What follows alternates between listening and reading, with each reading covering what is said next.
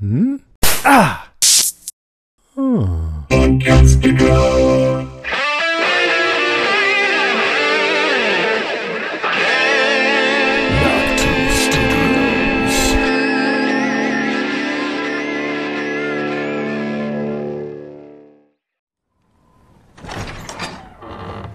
Pardon, my lord, my lady. A rider in the night. There was a rider in the night.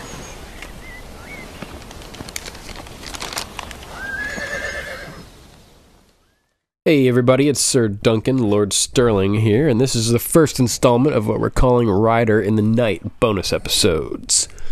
And this one is featuring Sir Patrick, who sent us a nice long episode for you guys to enjoy. So, without any further ado, here's Sir Patrick with a little intro about how he found our show, and then followed by a bunch of cool stuff. And just so you guys know, there is quite a bit of book spoilery type stuff in here. Nothing too major, but there is book material that he covers. Stuff from the World Book. He hasn't read all the books himself, but better to just give you a heads up. So this is your spoiler warning. Warning. Spoiler alert. Spoiler alert. So, without any further ado, it's Sir Patrick of Hindsight. Enjoy, guys. Game of Microphones. Possibly the only Game of Thrones podcast that didn't whinge about Beyond the Wall. I listened to so many different Game of Thrones podcasts just trying to find the ones that were gonna, be my buddy and talk about how cool the episode was. That's what you listen to podcasts for. It's like having a vicarious friend, It's like having a one-sided conversation where they can't hear you responding. An echo chamber, if you will. But even if you won't, so I listened to so many different Game of Thrones podcasts, just the Beyond the Wall episode, just trying to find someone else that got it. I'll tell you, the first one that I listened to, I won't name names, pretty good podcast, but then it was really not very good for multiple reasons for Beyond the Wall. The co-host couldn't make it for that episode, so it was just one guy just whinging about how much it sucked. And then the co-host came back and they talked about it together on the next episode, and the other guy just agreed with everything he said. And now then they one of the big complaints that I've heard in just about every podcast except for Game of Microphones was about the Night King's chains. How did he get those chains? They can't make things. The only metal beyond the wall is stuff that was pillaged by wildlings or dropped from dead crows. But how did the Night King get his chains? Well, this particular podcast, they actually looked it up to see, and they found the answer, and they begrudgingly were like, all right, yeah, whatever. But they still didn't appreciate it, and it kind of started to piss me off, especially at listening to every single podcast and keeping hearing, where did he get those chains? This is lazy writing. Oh man, this show's really gone down. Oh man, nobody broke our hearts by dying. There was no big revelation. How did Gendry run that fast? How did the dragons fly that fast? Blah, blah, blah, blah, blah, blah, blah, blah. And, I'm sure everybody's heard all the complaints. But, okay, he got the chains from Hardhome. So, listening to all these different podcasts with all these different complaints about where did the Night King get the chains and how did Jon survive and Benjen ex machina, dragon ex machina, really started to get my blood boiling, and they woke the dragon. But it caused me to do a little research on Hardhome.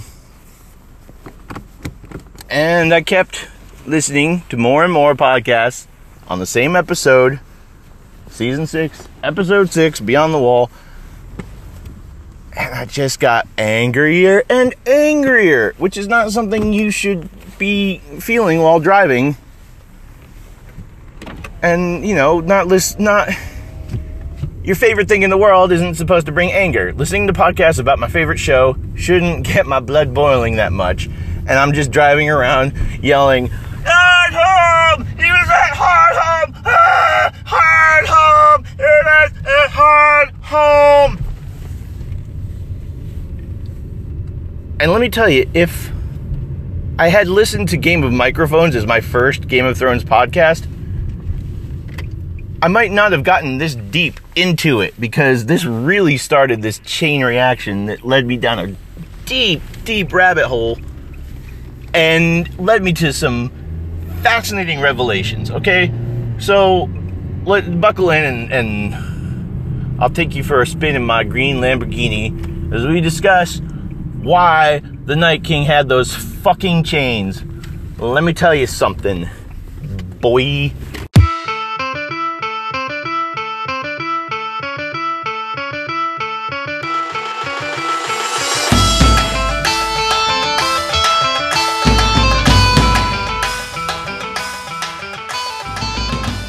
Alright, so if you watch that episode, you're gonna see that when they're dragging the dragon out of that water,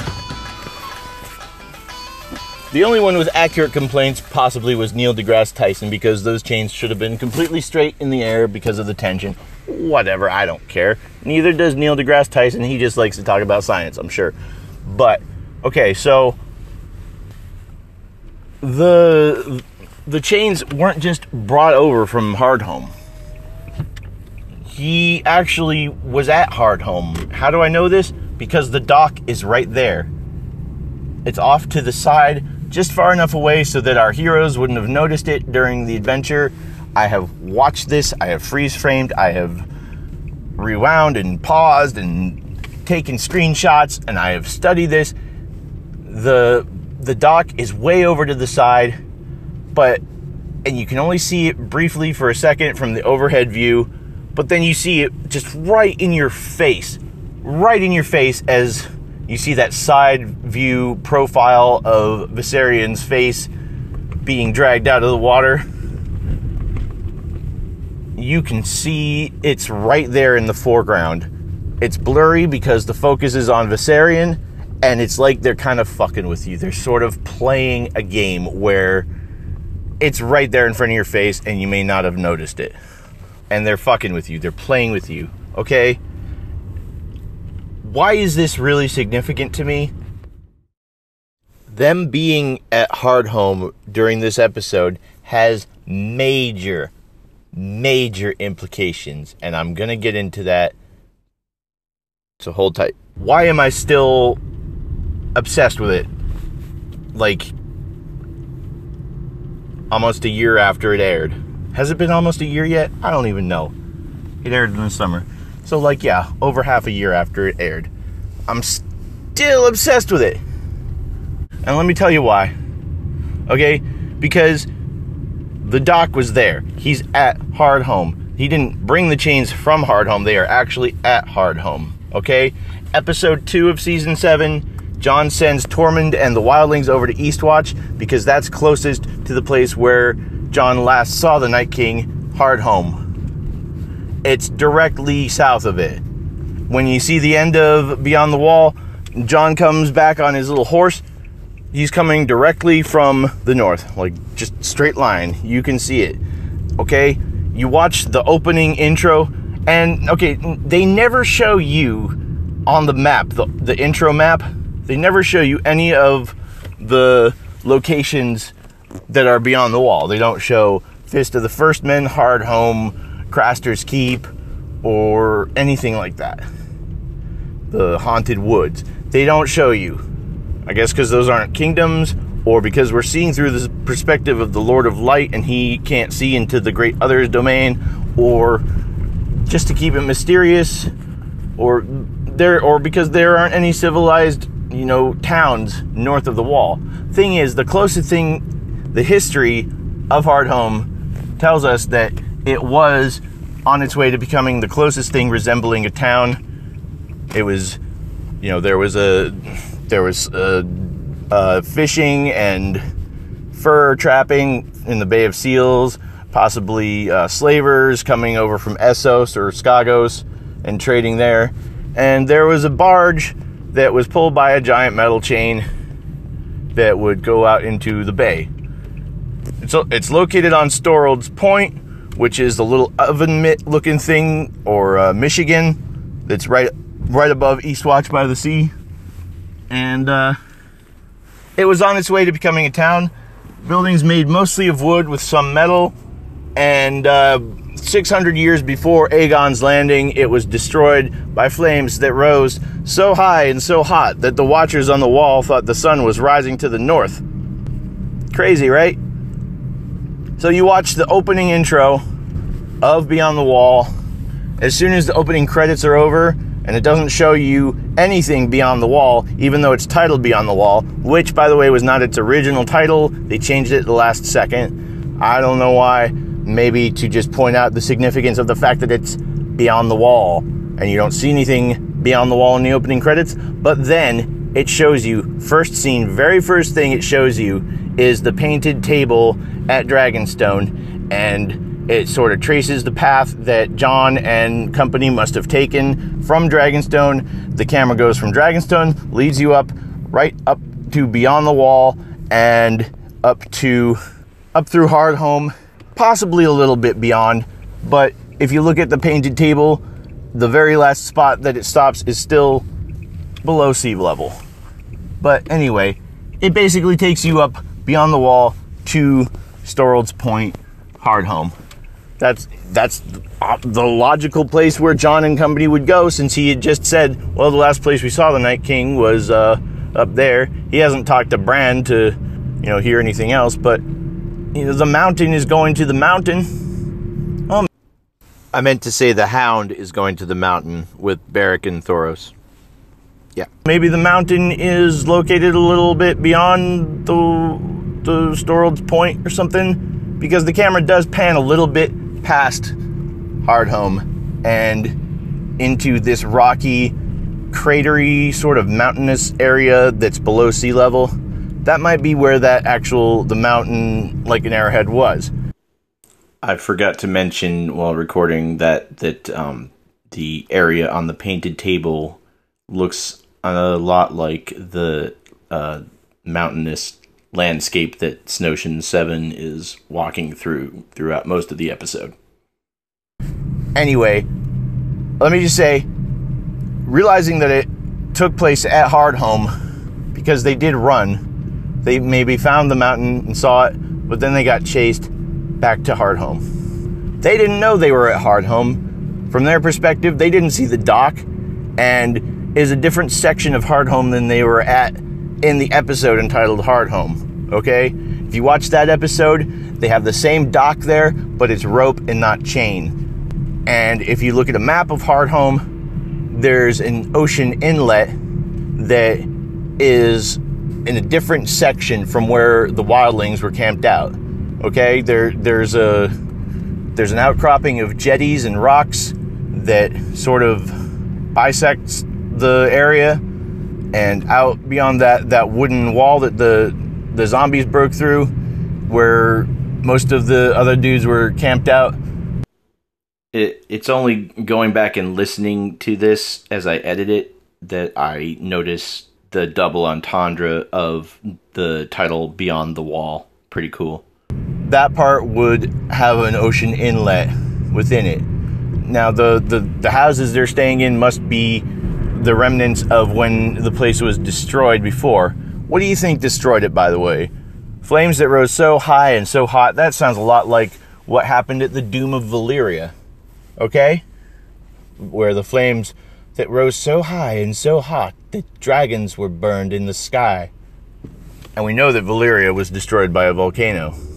Or at least that it was on the site of an active volcano. And yeah, what else do you think did it? So, without getting my train of thought too derailed here, stick to the point. Stick it with the pointy end. They were at Hardhome. Why is this significant to me so much? Okay, here's another complaint. How did Jon survive? He fell into water. Why does nobody ever die when they fall into water? How come he didn't drown? Shouldn't he have frozen to death?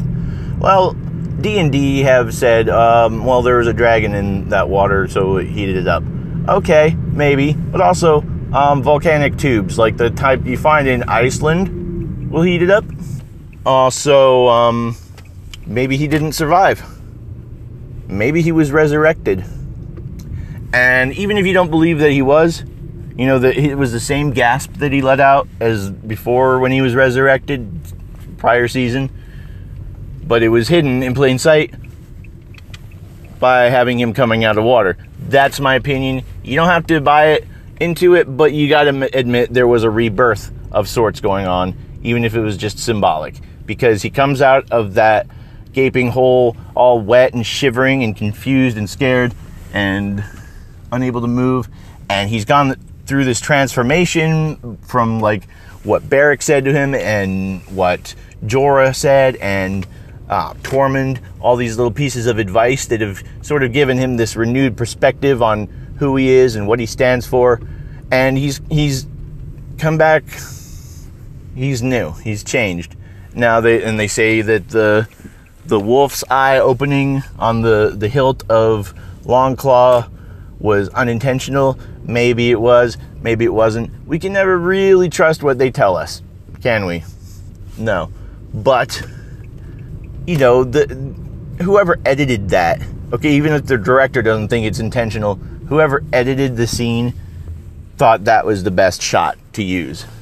Okay, I'm sure they did multiple takes. And don't let me forget to point out the parallel between the hilt of the wolf's head hilt of the sword lying on its back facing upwards like Jon was in that scene, and then the white wolf opening its eyes like Ghost did during that scene. And let me tell you something else. It wasn't easy for them to film in Iceland. There's varying weather conditions. They had to switch from horses to Icelandic ponies, as one of the Raven's callers pointed out. And you know, if you even watch the scene that we saw recently where Jeor Mormont, you know, takes control and acts like a boss and tells the one asshole that he's responsible for Sam's life. In that scene, we see the lake behind them go from frozen with a white sky to clear blue with a blue sky, because they and that's, you know, that's inconsistent. But it works for me, and it should work for you, because it works on a symbolic level of things got cheerier when Jeor took over like a boss. Anyhow, but what my rambling is sort of getting at is that what this particular rant that I just did was getting at is that they went through the trouble of filming in Iceland for a reason, and I believe that reason was to have that volcanic, snow-covered background like only Iceland could. Volcano destroyed it. It was kissed by fire. Lord of Light is powerful in that spot. It's a holy spot. It's maybe the theater or the battlefield, the arena for this grand battle between Lord of Light and Great Other. That's speculation. What you cannot deny, though, is that Jon was reborn amidst salt and smoke under a bleeding star. Bleeding star, you say? What the fuck? Where was there a bleeding star? Well, guess what? Valyrian, High Valyrian, star, dragon, same thing. The High Valyrian word for dragon is the same as the word for star, and also, I believe, moon, possibly sword. Duncan, correct me if I'm wrong. I was unaware of this, so just color my mind blown. Guess what else? He woke dragons from stone. Yes, he went to Dragonstone, talked to the Dragon Queen, went under their stone mountain, and showed her in the dragon glass the pictures of the others, made her slightly more aware of it, then sent the raven and really woke her up. If you watch in the scene where Tyrion's begging her not to go, she's coming out. The first thing you're seeing is dragons waking up and shaking off the sleep from their eyes. And he woke her up. She had to see it to know. Now she knows.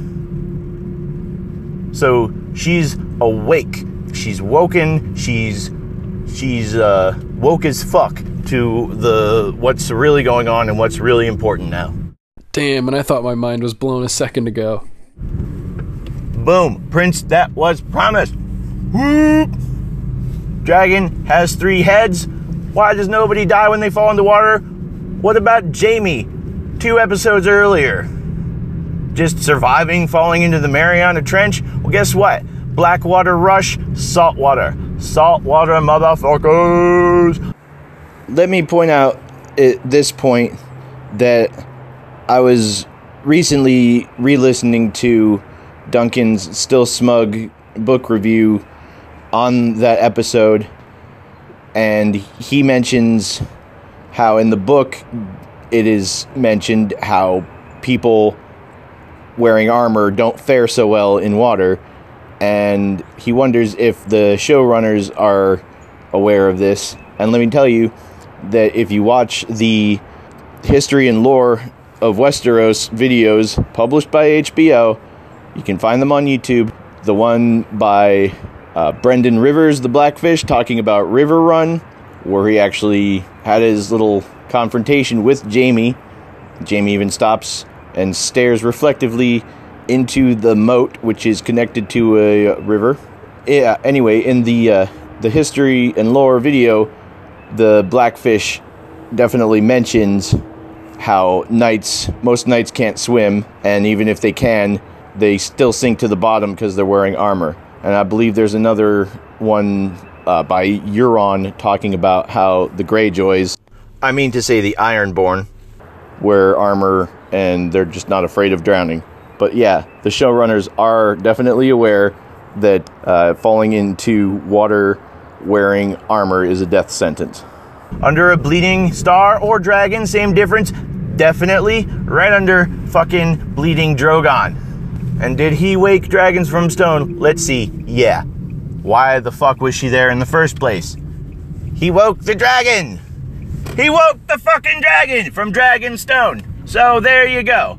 Stop your damn whinging. You happy? Any other complaints about people surviving falling into water? Arya getting stabbed in the gut multiple times in Bravos? What's in the air all around because of the bustling city? Smoke. Was it a bay? Yeah, it was a bay. Okay, now, if you want to tell me that, well, I watched the behind the scenes of Beyond the Wall, and they actually called it a lake. They're telling you that in the character's perspective. From the character's perspective, they thought they were in a lake too. Okay? And if you don't buy into that, watch the previous episode and watch those director's commentary where they talk about Gendry and Jon meeting for the first time and talking about how they have so much in common even though they've never met. They're both bastards. They know that Jon is not a bastard, but they're still saying it as though he is because from his perspective, that's what's going on. And also, they'll mislead you. They'll just lie to your face. Don't trust anything that D&D say. At all. Now, everybody's complaining about all these different problems, and D&D are just laughing at them. I swear, they must just be reading these things and being like, oh man, oh, these guys, man, wait till they figure it out. But nobody's figured it out, except for me, apparently. And this is why I have to get it out there. Prince, that was promised, motherfuckers! Alright. And also, let me tell you something else. Tell you about a little man named Cyrus Reed. No. I'll start by talking about a guy named William Halley, guy that discovered the famous comet. Now, he was a scientist, and he wanted to explain why the magnetic currents of the Earth were inconsistent, why they were constantly changing. And his rational explanation, based on the science of the time, was that there must be concentric planets within the planet spinning in different directions, and that would cause the shifting of the magnetic fields. And he believed that there were just different layers of this big cake that were all spinning in different directions, and each one would obviously be populated because God doesn't waste space like that. Now, William Halley died still believing this. And he was really into this. The final portrait of him, like later in life, showed him holding his map. He drew a diagram of the concentric spheres as he conceived it. It was a very simple diagram. Looks a lot like certain concentric circles drawn on the walls of Dragonstone. Okay? Now, fast forward to a man named Cyrus Reed. I don't believe his name was Cyrus, or he added an extra name, Cyrus Reed Teed. He added one of those extra names after he electrocuted himself in an experiment and came back believing that he was the reincarnation of Jesus Christ. But he also started a cult that was building on the findings of William Halley and this other dude named Koresh, who came years and hundreds of years earlier. But he was basically saying, yeah, it's different concentric layers, but the thing is that we live in the center, and the stars and planets are in the center of the sky. Now, does that sound familiar? Because to me, it sounds a lot like what the intro credit opening map looks like. It's still abstract because, obviously there aren't giant names of places carved into the ground, and things don't just pop up like a really crazy steampunk board game or something. But still, you see the sun is in the center of the sky, and it's surrounded by these bands and different astrolabe components. But Cyrus Reed Teed was saying basically the same thing, that we live within the center, and the stars and everything are all just in the center of the sky, and we live within, it's called concave hollow earth theory. Look it up, it's fascinating. Actually, I never gave a shit about stuff like this until I connected it to Game of Thrones. I never wanted to learn about hollow earth theory or the lizard people or stuff like that until I realized that the reptilians that come from underground. Why do you think Lemuria was built on a volcano? And why did they have purple eyes? It explains a lot of this stuff in the World of Ice and Fire, like how Maesters will point out that species that grow up in isolation often have dramatically different characteristics from other members of that species, and that could be an explanation for the purple eyes. Yeah, no, this stuff is all, this stuff is all wackadoo, all right? It's all kind of crazy bunk science, but this is the stuff that George R.R. Martin grew up reading about. And in a documentary I saw with him, he talks about growing up and then during the moon landing and how it was exciting and, it was like science fiction come true. But then, oftentimes the real science just isn't as fascinating as the science fiction. But then he goes right on to talk about how the Nazis were something else. That if for some reason there was somebody who had never heard of the Nazis and you were explaining them to that person, that person would think you were full of shit. And like, oh, come on. Really? And they were all black with red, and they had skulls and eagles on their shoulders and stuff like that. There's no way that's real. And they were into the occult. Oh yeah, the Nazis were hella into the occult. The hollow earth theory, yeah, Hitler was way into that, and the whole Aryan race thing, So, if you look up hollow earth theory and all these lizard people, reptilian theories, there's a big jumble of them, and all the different people believe different things, and it's part of why I'd never really cared to really get into it, since it was always bunk anyway, and I knew there was no truth to it. But thing is that this is George's world. He writes it, and he makes science, not science because it's fantasy, but he makes this fantastical world where reality is as crazy and interesting as it should be. And he put, his favorite bad guys, the Nazis, right in there and made it morally convoluted so that you're actually rooting for a Targaryen. these uber blonde people who have the blood of the dragon, the blood of old Valyria. They trace the lineage back to ancient Rome, or Valyria, same difference. But beyond that, they probably came from the hollow earth. Now, this stuff gets mad crazy because, okay, there's the thing that they say in Karth where there were 2 moons and one of them broke open and dragons came out and filled the lands. Well, there's a lot to hollow moon theory, and I believe in this documentary George was saying how his disappointment that the moon wasn't made of green cheese and it wasn't hollow with the ancient civilizations. But if you look into this crackpot theory about lizard people and hollow earth, it all connects together, and hollow moon theory is part of it, and even the reptilians being creatures that we used to have 2 moons, and in the ancient fight between the Valyrians and the Atlantans, one of them caused the other, I think it was the Atlantans, broke open the moon and caused something to rain down and to basically sink Lemuria.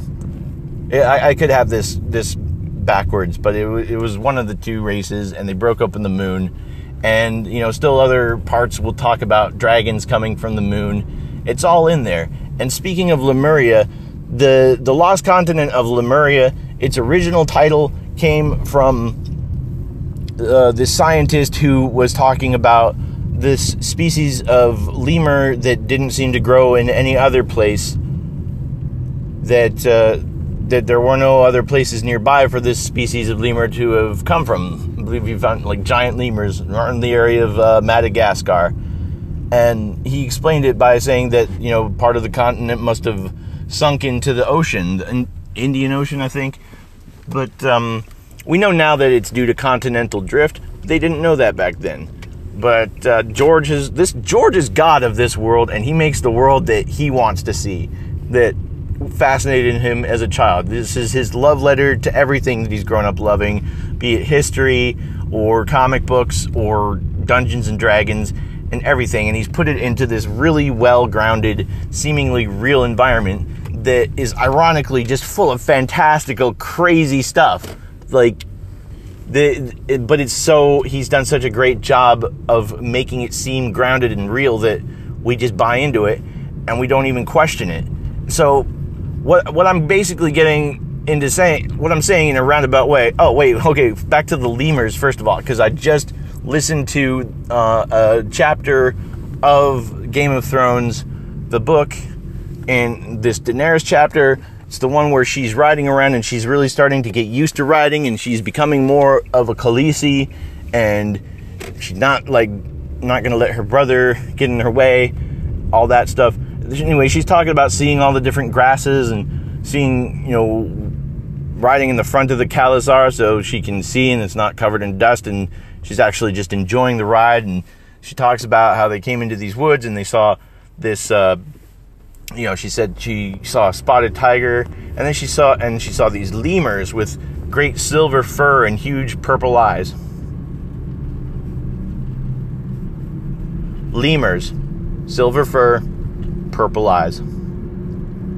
How does it connect exactly? I don't know. Maybe these are the ancient ancestors of Valyrians who crawled into underground tunnels and evolved separately or something like that.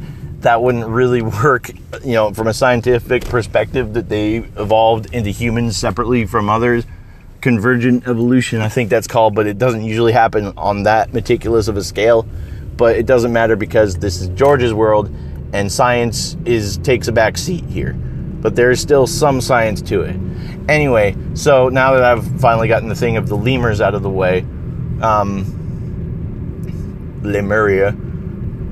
Oh yeah, and since I was mentioning Nazis, Targaryen, what are their colors? Red and black. And okay, yeah, there might have been some Nazis that thought they were doing the right thing. Probably like Daenerys thinks she's doing the right thing. I don't want to bog this down in those politics because people get mad when I talk about Mad Queen stuff. I get a lot of downvotes on Reddit anytime I bring that up in any of the subreddits. But what I'm basically getting down to is that the world of ice and fire exists within a concave, hollow earth. And the reason why this is significant, going back to Beyond the Wall, there's the two complaints. In fact, the only issue that Duncan had with the episode, which was the only issue that I had myself until I realized this, was that how did the Raven travel that fast? How did the dragons travel that fast? Well, if you're inside of a concave dome, you're actually it's quicker to travel by air because the 2 points on either part of the ground are closer together. You see? It's like a wrinkle in time, but a wrinkle in space. So, pretty neat, huh? Now, when I watched Beyond the Wall, having read about Hardhome, and I'm rewatching the episode and seeing those flames coming up symbolically from the hearth, but they're also just like rising high above the wall, like the description of the destruction of Hardhome. It made me realize, holy shit, there is a lot more going on in this show than anybody realizes. There is all of this crazy stuff just hidden in plain sight, and this is why I am just totally tinfoil with this show, because I'm going to tell you right now, George R.R. Martin is a totally tinfoil conspiracy geek who gets all into this stuff, and he's created this world where all of his favorite tinfoil conspiracy mystery theories, they're all real, and he's created it so that everybody knows that that's not real.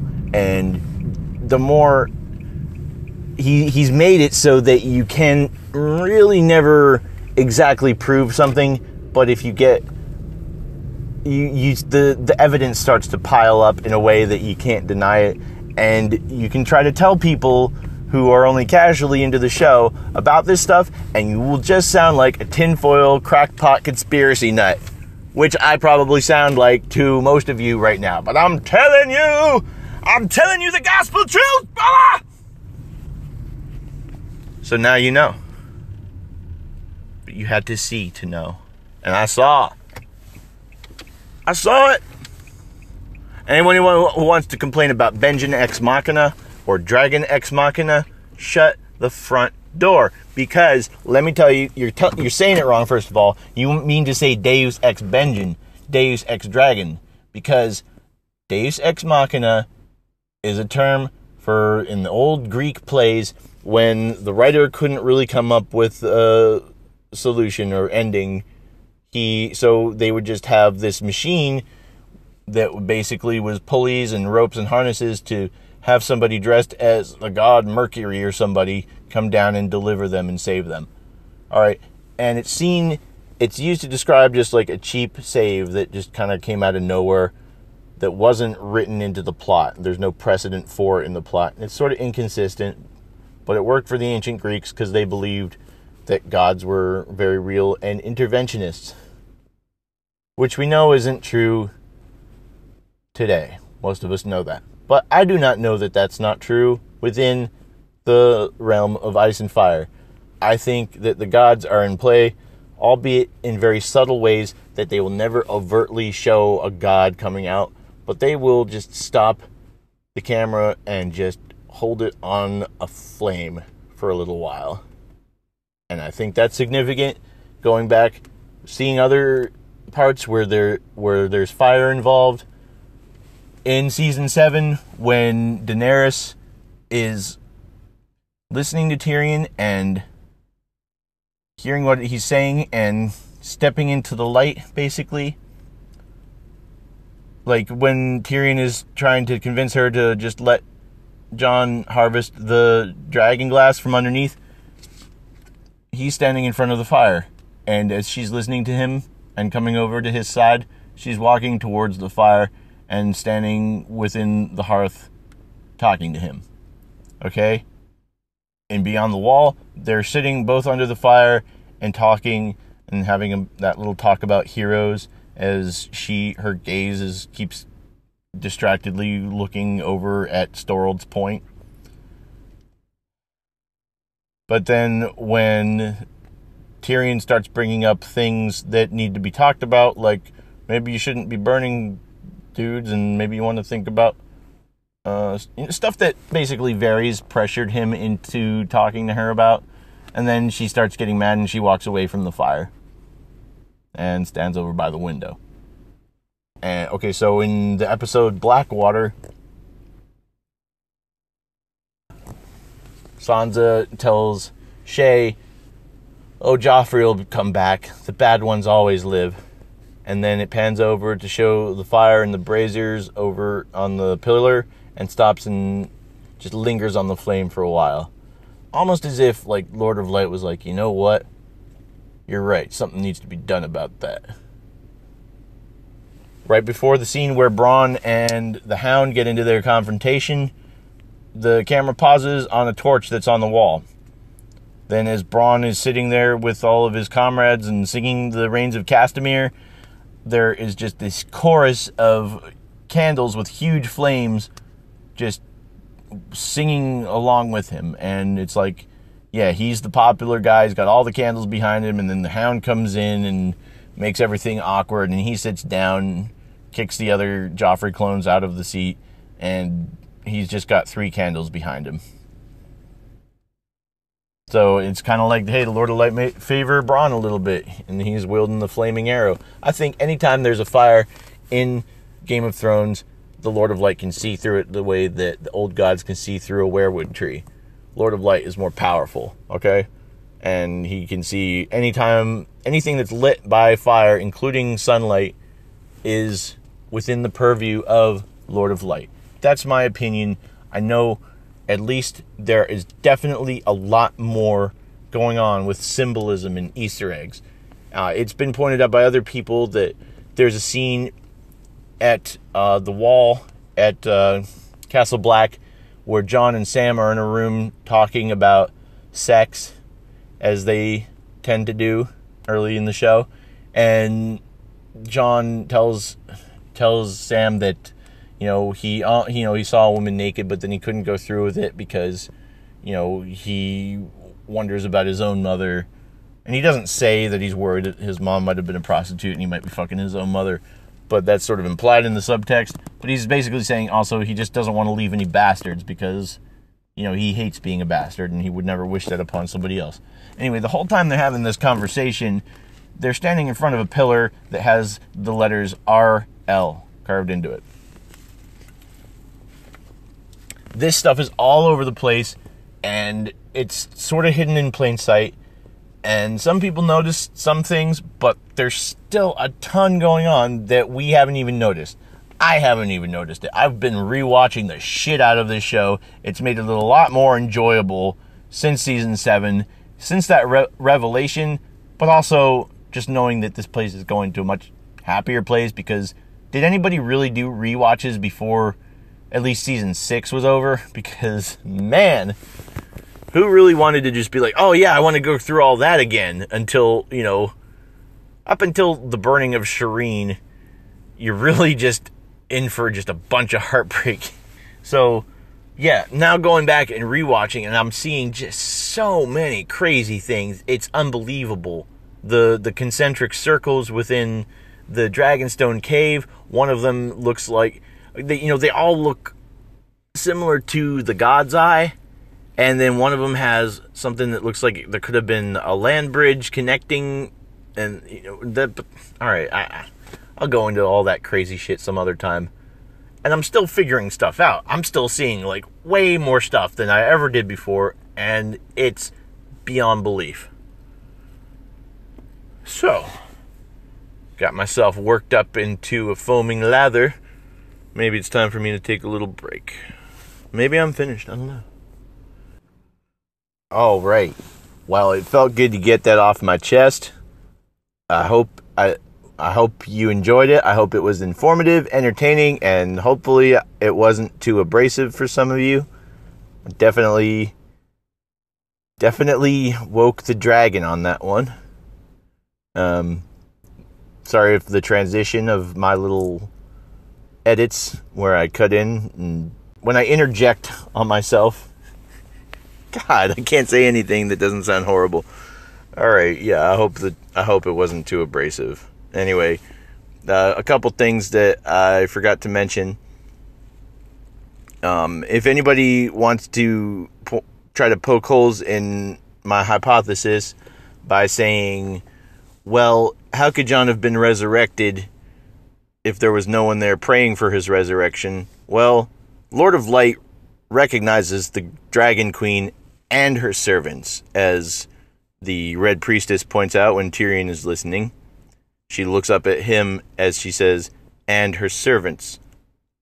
So, people wanted to say that was a sign that perhaps he's a Targaryen. No, it's just a sign that the Lord of Light recognizes him as the Dragon Queen's servant, which Jorah also is. And everybody in Snowshin 7 who survives, that is significant. Well, Thoros doesn't survive, but yeah, who's not a red shirt.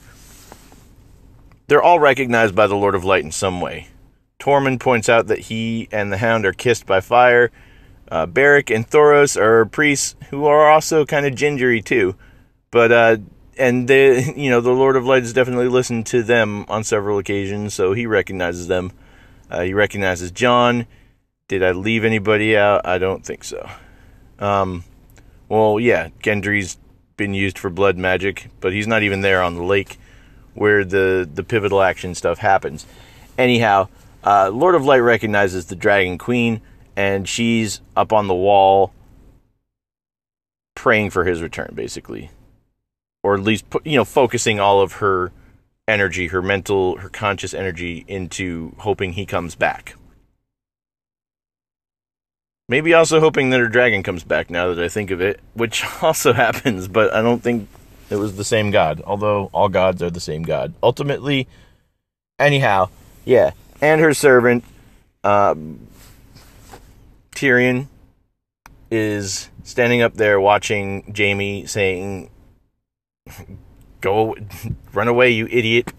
So, yeah, I'm sure he's up there hoping that he survives falling into the Mariana Trench, too. How does he know that Jaime is still alive to go talk to him? Okay, that, I don't know. I just thought of that. Anyhow, okay, one more thing that I find interesting is if you read in the history of the Valyrians in the World of Ice and Fire book, it mentions that the Valyrians had no kings or rulers, although sometimes they would democratically appoint something they called an archon. Now, this is interesting because the proposal that Tyrion is trying to make to Queen Daenerys is basically he's trying to say, hey, democracy, voting. Well, it turns out that is actually a tradition of old Valyria. Pretty cool. The other thing, though, is that people who believe in these reptilians, the actual creatures that came from the Hollow Moon or something like that, who are trying to interbreed with humans, are these actually 20-foot fire-breathing reptiles called archons. So, pretty nifty. I think so, at least. Back to what I was saying.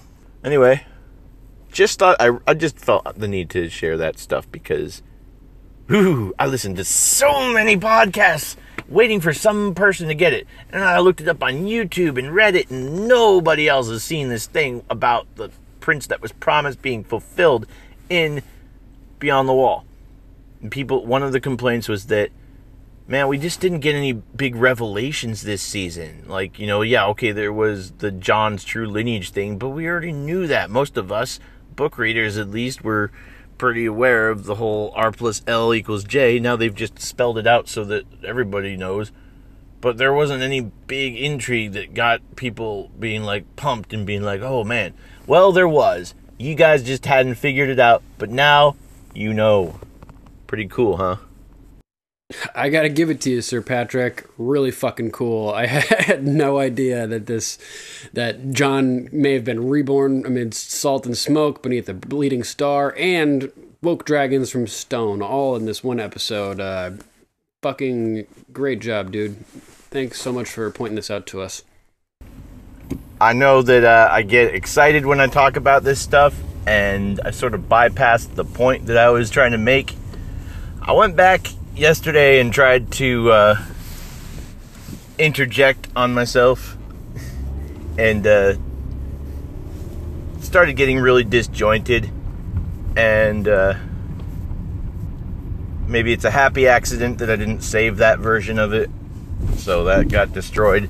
But so I just wanted to make myself perfectly clear. Oh, look, there goes a fox. That's pretty cool. I drive around at the wee hours of morning delivering papers, and I see foxes, and I like it. You and me both, brother. Well, not driving around in the morning delivering papers, but loving foxes. Anyhow, yeah, so in case I wasn't being perfectly clear, I just want to make some corrections. Okay, first of all, I started talking about the lost continent of Lemuria and the sunken continent of Atlantis, and the connection to ancient Valyria. I believe that the other connection you could make would be the Giscari. So Atlantis versus Valyria is the analog of... God, I keep doing it. Okay, Atlantis versus Lemuria. Okay? I also believe I said the Atlantans instead of the Atlanteans. So I'm not trying to insinuate that the ancient Valyrians fought the members of Outcast or anything. They never went to war with 50 Cent or Cartoon Network or anything. They never had the Great Coca-Cola Wars. It wasn't Atlanta, it was Atlantis they were fighting. Alright. So, yeah, I think I said something like Atlantis versus Valyria. I meant Atlantis versus Lemuria. So if that was confusing, I apologize. I should go back and correct it, but I'm just going to correct it at the end. Hopefully it didn't throw you off too badly. Okay, so, just to be clear, the mountain shaped like an arrowhead is definitely a volcano.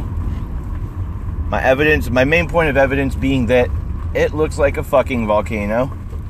But also, the mysterious flames that destroyed Hardhome, I believe Beyond the Wall kind of connects those two. And if I wasn't being perfectly clear about it, the confirmation, I believe, Easter egg is at the opening scene of the painted table, where you actually see giant flames rising above the wall, the hearth behind the painted table. I don't mean to browbeat you with this stuff.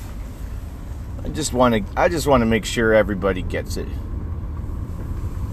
Another point that I want to be sure that I'm clear on here is the Giscari versus the Valyrians is analogous to the crackpot theories about the lost continents of Lemuria and Atlantis. And there's this belief of these 20-foot fire-breathing reptiles that are trying to infiltrate us by interbreeding. And some people say that they came from a hollow moon, a second hollow moon, or the current hollow moon. Lots of different stories. And I believe they believe the Atlanteans destroyed the second moon in order to sink Lemuria. And some people believe that these fire-breathing reptoids or dragons or anything like that came from volcanic tubes that lead to the hollow center of the earth. And there's definitely a parallel there with ancient Valyria being on a volcano. The 14 flames. Some people believe that the dragons came from the second moon. Some people believe they sprung forth from the 14 flames. I heard somebody postulating on Reddit also that maybe the Giscari introduced wyverns to ancient Valyria, and then the Valyrians infused them with their magic to cause them to breathe fire, turning them into dragons.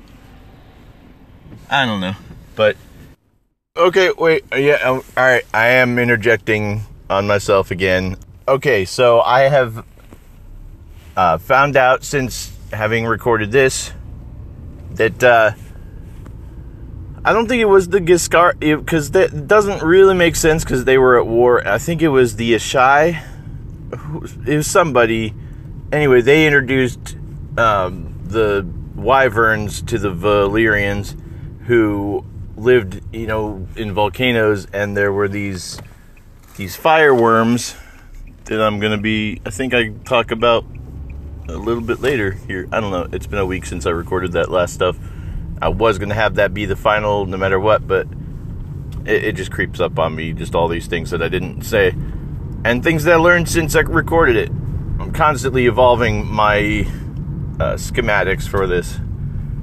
But anyway, yeah, so the Valyrians use their magic to fuse two creatures together is the prevailing theory among the bookworms. Are they fire bookworms? I don't know. Yeah, I think that's neat. But also, there was one thing that I didn't mention that I thought it's tertiary sort of to the points I was making, but I think it was the Coffee Clatch podcast, which is one of the better Game of Thrones podcast. It's not as good as Game of Microphones, but it's almost as good. Anyway, there was mention about the evolution of, or the symbolism of Dany's outfits throughout season 7. How she starts off in the first episode, Dragonstone, and she's wearing the traditional black and red Targaryen colors, and then as her arc with the King of the North develops, the colors she wears are getting lighter and turning more into like that stark gray color, like symbolically, like he's winning her over. But they were speculating and wondering, what's the symbolism of that swirling white and gray dress, that fur dress that she wears to go north of the wall. And I wouldn't have thought of that if it hadn't been speculated upon, but I immediately knew the answer, because after Hardhome was destroyed in the lore, it was saying that for a long time afterwards, the air was white and gray with swirls of snowflakes and ashes. And that's also the description of Dany's vision in the House of the Undying, I believe, where she's in the throne room, but before she can touch the throne, and she talks about how there's swirling white and gray snowflakes and ashes in the air. Tip your mail carriers. Okay, so I think I've got some more stuff to interject upon myself, but I want to just save them for the very, very, very end. And I'm going to say, okay, one more thing a few more times before this is over. So just stay tuned. Yeah. Okay, so I mentioned the double entendre Beyond the Wall. Just so everybody knows, double entendre doesn't mean necessarily that I'm making a coy sex joke or something like that. Double entendre just means, I think, double intention. It doesn't have to be sexual. We turn words and phrases into sexual euphemisms, and then they start to actually just mean that. Like, you can have relations with somebody without it being sexual. You can have intercourse without it being sexual intercourse. So, okay. But yeah, so the part of Hardhome that you're seeing in Beyond the Wall is actually beyond the wall that you see in the episode entitled Hardhome. Get it? Also, something cool is that in the tale of Hardhome, people talk about, wow, that's a big fox. Oh wait, maybe it's a deer. Okay, so anyway, there are now caves in those cliffs that all the whites fell off of. There's supposed to be these cliffs with mysterious wailing sounds coming from them at night. You know, people off the shore, and strange hissing sounds, which actually does happen. Oh, that's definitely a deer. Yeah, so the mysterious hissing sounds, that happens in the volcanic lava tubes that are in real life. I saw a really cool video on YouTube where somebody was talking about how Hardhome might have been destroyed by a volcano. That was something I found while trying to search for somebody else that had figured out that Beyond the Wall happened. The frozen lake battle was actually a frozen inlet. By the way, salt water doesn't freeze as fast, so that answers another complaint. Anyway, yeah, there's so much to it.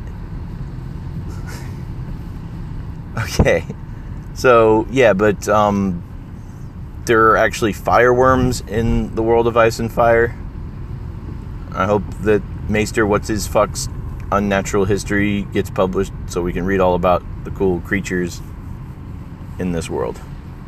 Yeah, Septon Barth's Unnatural History. That would be cool. He is the man. He predicts everything. He's right about pretty much everything. At some point. But yeah, fireworms do this hissing sound. And yeah. So, if anybody can think of a cool tagline for me to sign off with, or if you never want me to do one of these again, you know, respectfully, screw you. But no, yeah, if you hated this, I want to know.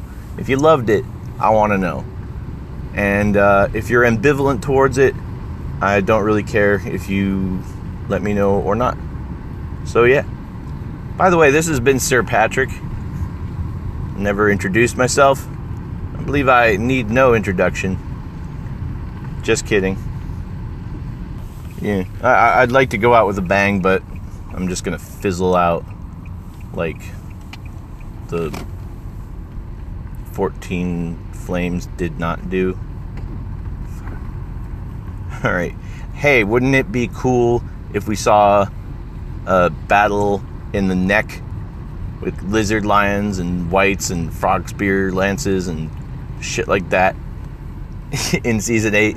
That'd be pretty awesome. Wouldn't it be cool if Arya and the Hound go to kill the Mountain and Cersei, and then the Mountain's protecting Cersei, and he kills the Hound. Well, he's killing Arya by trying to crush her head, but as he's gouging her eyeballs out, the Hound jumps in and saves her, but gets killed. But then she kills the Mountain, but she can't kill Cersei because other things happen. But then, she's blind, but she's better at fighting while she's blind anyway. But then Nymeria has to take her back to Winterfell, and she's riding Nymeria with blood streaming out of her eye sockets, and she passes right by the Cranog, the place where Howland Reed is with fucking Mira, and fucking Lady Stoneheart's been there the whole time, where Howland's been explaining it to her. And then the last stand happens to happen on the God's Eye, which is where the last stand happened during the last long night.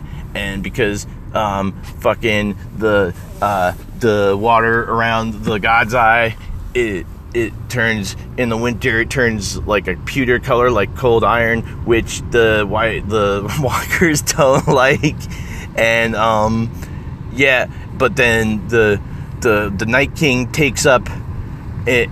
He sets up shop at Harrenhal, and because that's right across from the God's Eye, and fucking he walks through, and he just suddenly turns his head and reaches out into thin air and grabs the ghost of King Harrenhal, and he fizzles into fucking green smoke and disappears screaming, and fucking, I don't know, wouldn't it be cool? I want to see lots of cool shit. Oh, what if Euron brings out fucking Dragonbinder and actually summons a sea dragon to pull Aegon the Conqueror, who turns out to be our Aegon, which is actually Jon, out of the sky, because he's riding fucking Rhaegal, and fucking, I don't know. Alright, so maybe that was enough of a bang to end on. So this is Sir Patrick saying something something, insert sign-off line here. No. Okay, one more thing. In case I gave the impression that I don't believe in any sort of divine intervention in real life, that if it sounded like I'm giving the impression that I'm some sort of atheist, I'm agnostic, and not in that polite way of saying I'm agnostic, as in not wanting to offend people who do believe. I really am, I just don't know.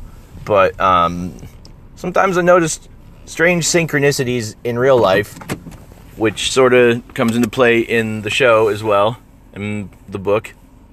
But here's one. Apparently, the most recent episode of Game of Microphones that will probably be released before this, in that one they read an article about Beyond the Wall and refute it. That was not planned. It's pure synchronicity. And maybe it was the Lord of Light.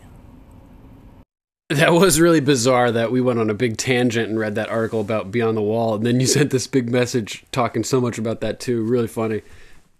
Ooh, I don't know.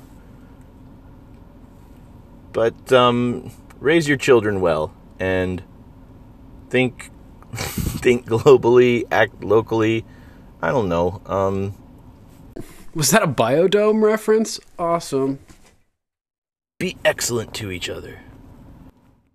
Oh, no. Wait. One more thing. One more.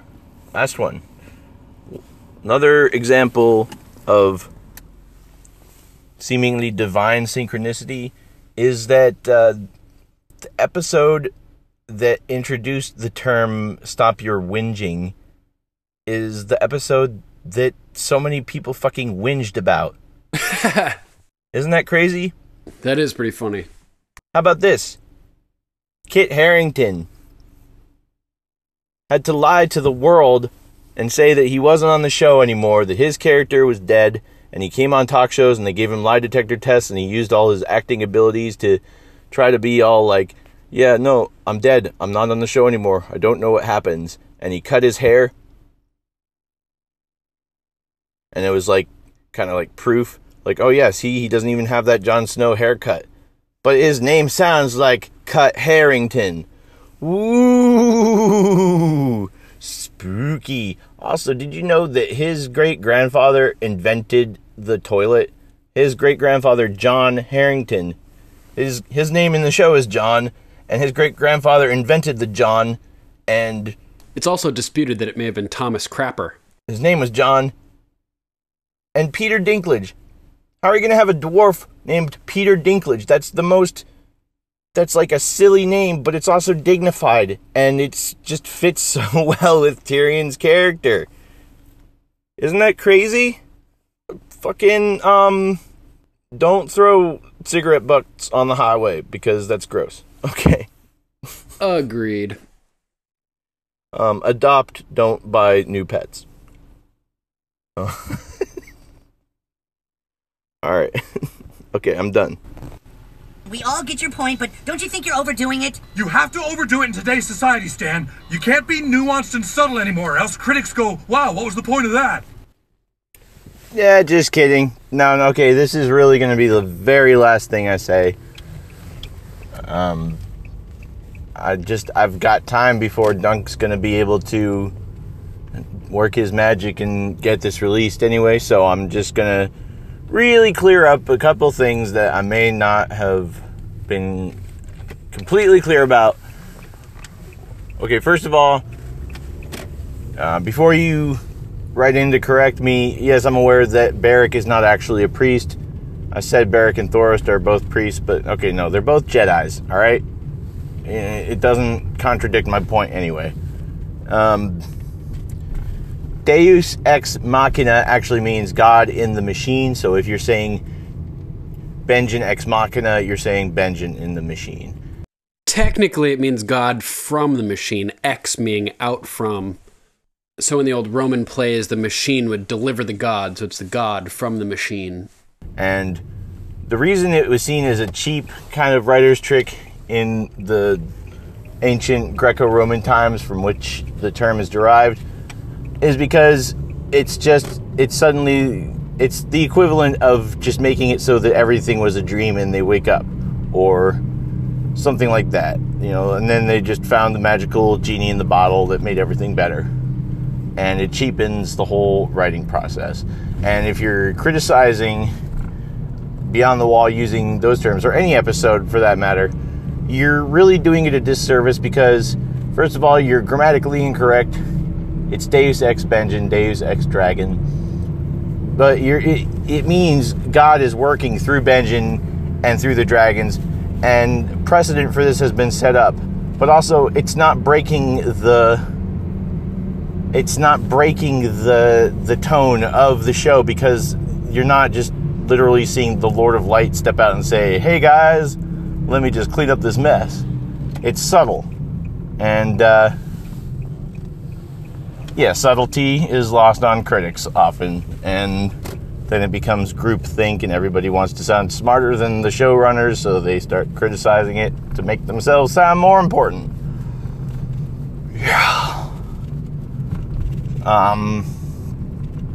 And now I know there was one other thing, and maybe I'll think of it before I end this, but while I'm talking here, let me just say, go over to audible.com/GOM, GOM for Game of Microphones. Sign up for a free subscription using the promo code. Or it's not a promo code, it's just you go there, it's that URL. And you can get yourself a free audiobook, and then anybody can send you a free audiobook as long as they haven't done that before. So ask Duncan for the second book in the series, and then get the third book as your free audiobook, or vice versa. Then message me, ask me for the first book, and give me the second or third book. And or if you've already got the first book, whatever, get the Duncan Egg novel, or get the fifth. Is there a fifth book? I don't even know. I've also got The World of Ice and Fire, if for some reason you don't have the first book. And maybe we can just work this out so that everybody who listens to this and signs up for Audible never has to pay for a Game of Thrones book. But then I'm sure we'll all keep using Audible, so everybody wins. And wouldn't that be great? And no, I have not seemed to have thought of the other thing, and there's always just something that I forgot to say. And I wish there was somebody here to just ask me, like, hey, what about this? And then I could immediately be like, yeah, that. But I don't have a co-host. But maybe I'll work on that. Oh, yeah, hey, did I mention all that about Cyrus Reed in relation to, there's a character named Howland Reed. There's a whole family of Reeds, and they're connected to the children of the others and the God's Eye and all that lovely stuff. And maybe that was just so overt I didn't have to say it, but man, you never know. There's so much going on all the time that you never know. I keep picking up on new and more and more stuff, even as I'm just listening to the most current episode. They're halfway through talking about Beyond the Wall, and I love everything that Kristen and Duncan say, even when Kristen pisses me off by saying things I completely disagree with. It's still amazing, and it just fuels the fires, and it gets me thinking more and helps enhance my experience. That's so cool. Yeah, I've really come to embrace disagreement as a concept, as a method of furthering intellectual development. So yeah, it's really important to further open dialogue and disagree, because it gets you places. You figure out things by disagreeing, and then using that to figure out the right solution. Especially with Game of Thrones too, where everything is, or so much is subjective, and so there's so much theorizing and so little that's definitive. Kristen definitely sees a lot of body language that I don't necessarily pick up on at first, and gives me cause to think. And then I come up with even more intrigue and in-depth understanding, even though I'm interpreting what she's found in different ways than her, usually. Anyway, guess that's all. Oh, by the way, in the latest episode, they're talking about how silently Cersei moves, or Kristen noticed that. And I think that's foreshadowing Robert Bobby B. Baratheon in the book, which I'm listening to, thanks to going to GOM, audible.com/GOM, and getting my free audiobook. I heard Bobby B, in early chapters, everything he says is just unwittingly ironic or foreshadowing. Like, he has no idea that he's saying these most profound things, but almost everything he says is like that. A lot of things that a lot of people say in the early chapters, especially, probably all throughout, but anyway, yeah, there's just layers of meaning, and it's pretty crazy. Anyway, one of the things that Bobby B says is, "The others take my wife." Now, in the Valonqar prophecy, talks about her pale white throat. Now, Tywin forbade her from praying to the Seven, but she spent a lot of time focusing on her mother's rotting corpse, and then thinking about her daughter's rotting corpse, making sure that she didn't leave one, and then she condemns Elia Martell to watch her own daughter rotting, and she stares deep into the abyss of the eyes of that white that they bring to King's Landing. And what I'm basically getting at is the same way that Arya is unwittingly praying to the many-faced god before she even knows what the many-faced god is. I wonder if Cersei is unwittingly sort of praying to the great other. And I'm pretty sure it just seems so deliciously plausible that maybe the Night King will transform Cersei into a White Walker in Season 8, and won't that be pretty damn spiffy? Love this theory. I think we may have mentioned speculating that Cersei may join with the White Walkers somehow, so this would definitely be a method to make that possible. He could fly down to King's Landing on the back of Viserion, land at the Red Keep. She could walk out and kneel, and he could just tap her right between the eyes and the third eye, and whoo, turn her into a fucking White Walker. How epic. All right. Hug your loved ones. Count your blessings. The night is dark and full of terrors. All men must die. Probably all women, too. Won't get into that, but come on. Valor Morgulis, you think that particular Valyrian term only applies to men because women don't have to die too? Especially considering all the gender-neutral nouns that we do have in Valyrian like that for dragon. Missandei knows it. She smiles. She knows something's up. She just lets Daenerys believe that she's so good at Old Valyrian, but then... Oh yeah, I forgot to mention there's certain gender-fluid terms all the way up in Season 7.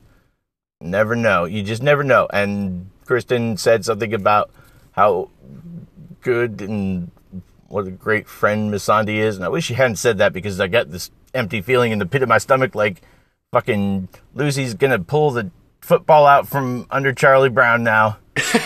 You had to say it. You just had to say it. And now I just don't feel easy about trusting Missandei, and that sucks. Well, but she looks more trustable than Varys. Just, I don't know, if you really watch Varys through the lens of maybe this guy isn't so good as we think, if you're just looking for it, you see it. I don't necessarily see it when I look at Missandei, but I also just can't take anything at face value. Ever. But yeah, I love this podcast. These are my people. And you all are my people too. Keep an eye out for Raven's calls, like in the show, by the way, because I have a theory and I want to keep track of anytime somebody says something and then you immediately hear a "ah," I wonder if that means that it's a lie. Because 2 times I've noticed it in particular are when Tyrion promises Lothar or whoever of the goat people that he will give them the veil. You immediately hear a crow call as Lothar, or whatever his name is, looks up towards it. And the other time I notice it is when the Three-Eyed Raven tells Bran that the ink is dry. Ah! And then don't forget the old man says all crows are liars. So are these crows saying, yeah? They understand human speech and even speak in the books. So, liar! Yeah, I'm just throwing all these things out there while I still have the breath, but I got plenty of more stuff to talk about, and maybe I'll do so in a much more organized format next time. Just keep your eyes peeled, my minions. There's always more layers of intrigue within the show. Just layers upon layers upon layers upon layers. Outro music. Ding, ding, ding, ding, ding. I don't know. Alright. Peace. Okay, no, but for real, guys, this is really the last point. The Gendry running back so quickly, Storald's Point really isn't that far away from Eastwatch. Yes, it was a sort of a Herculean feat, but consider the parallel of that legendary first marathon run, where we get the run of marathon from. Yeah, enough said. If and when I do another one of these, I will definitely outline the whole thing so it flows instead of me having to constantly add addenda to what I said. I got a fortune cookie today that told me to do something like that. So, yeah. This is the first time I've ever been on a podcast, and it's exciting to me. And I've been trying to do my own mini-sode for a while, and it just keeps sucking. But I hope you liked this one. Please give me plenty of feedback on Facebook. Tell me what I could have done better. Tell me what you liked about it, if anything at all. Thank you, and drive safely. Since it's had time to gel in my mind, I just thought I'd mention a couple things. First of all, the parallel for the Atlanteans is going to be the Rhoynar. They were a river people. They practiced water magic, and they were this ancient competitor with Valyria, who ultimately lost, except for probably Varys, as I'm coming to realize. Even though Varys probably doesn't realize it. Anyway, there was one other thing that I wanted to bring up. I believe it was the podcast, the Coffee Clatch crew or whatever. They mentioned about, in Beyond the Wall, talking about how they've noticed in Season 7, in the first episode, Daenerys is wearing traditional Targaryen colors, black and red. Nazi. But as the season progresses and she becomes more sympathetic with Jon, the colors start to lighten up to more of a stark gray, symbolically. And they're wondering what her outfit in Beyond the Wall represents. And I just thought I'd share this because I know. The gray and white swirls, that refers to her vision in the House of the Undying, where she's in the throne room about to touch the throne, and she's surrounded by falling snow and ash in white and gray swirls. But then as she's about to touch the throne, she's pulled away from it, and she sees the gate opening up at the wall into the Northlands beyond the wall. But also, in the Hardhome history, after Hardhome was destroyed, it was for, I believe, years afterwards, there was snow and ash. There was this white and gray swirl of snow and ash. So it's sort of it indicates that it indicates that it's at Hardhome. I mean, what more do you want? And it's also just cool. So I thought I'd throw that in there. And yeah, I am working on finishing my own review of episode 4 of season 3, I think, and they've already put out 2 more episodes since they did that one, so I cannot keep up with these people. But anyway, until then, I'll see you in the rear view. You like that one? I think I'm gonna go with it. Word.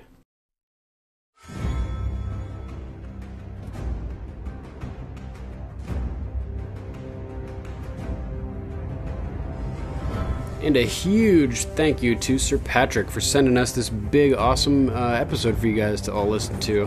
I had a real good time listening to it. I thought there was lots of really, really cool stuff in there. Lots of gems and observations and various parallels that I'd never heard before to history and modern, theories and stuff like that. So I thought it was really, really cool. Hope you guys enjoyed listening to that as much as I did. Apologize for some of the rough cuts there. I didn't have time to do a lot of editing on it just because I've been so busy this past week, but I thought it was really fun. As always, you guys know where to reach us. You can call us at 813-563-3739. That's 813-JOFFREY. You can always write us at game@podcastica.com. Check out our Facebook page at facebook.com/GOM podcast. Imp slap! We're also on Twitter and Instagram at GOM Podcast. Give us a like on Facebook and an iTunes rating and review if you have time. We'd really appreciate it. And definitely, always, be sure to check out the other great podcasts at podcastica.com. Walking Dead cast is in full swing right now, so definitely check that out because it's a good season.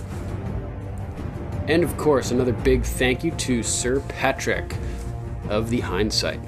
Been great to have you fill in for us this week. Really appreciate that you took the time to do this for us on our week off. So thank you very much. Thanks everybody for listening. And we'll see you guys next week for our next episode. Season 3, Episode 7, The Bear and the Maiden Fair. Give it a watch. Send us your thoughts. We'd love to read them on air. You know it.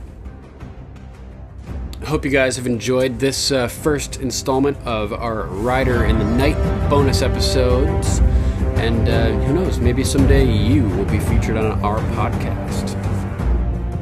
One time somebody gave me a shot and let me do an episode, which I called Still Smug, and here I am today. So if I hear that, someone else has really good feedback that I think is worth sharing, I want to do that. I want to get your guys' voices out there. Definitely write into us on our weekly episodes. I really do love sharing your thoughts with everybody. So thanks again, guys. Love you guys. Hope you have a great week.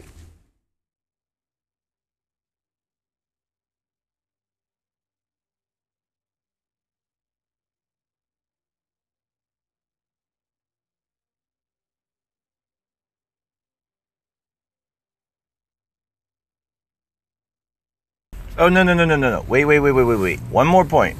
Last one. I think. I hope. Doing my last papers. I hope you like these crinkling noises. I think they're kind of neat when I hear them back on the recording. So, yeah. It's like ASMR. It's just like a complete bonus where you just get to hear these like soothing, crinkling, folding sounds. Hold on. I gotta put this paper in this douchebag's mailbox. Yeah, you're a douchebag because you make me stop instead of throwing it on your driveway.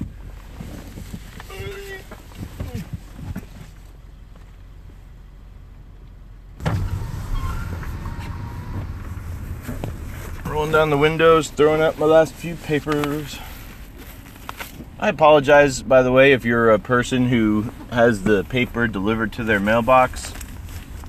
That might actually even be easier for your paper carrier. Just, consider them. If you're leaving specific instructions, maybe you want a tip on holidays. I don't know. Definitely tip your mail guys, your paper guys. Try to get their phone number and call them if you didn't get your paper so that it doesn't, instead of complaining to the newspaper and getting them fined, possibly fired. So yeah, anyhow.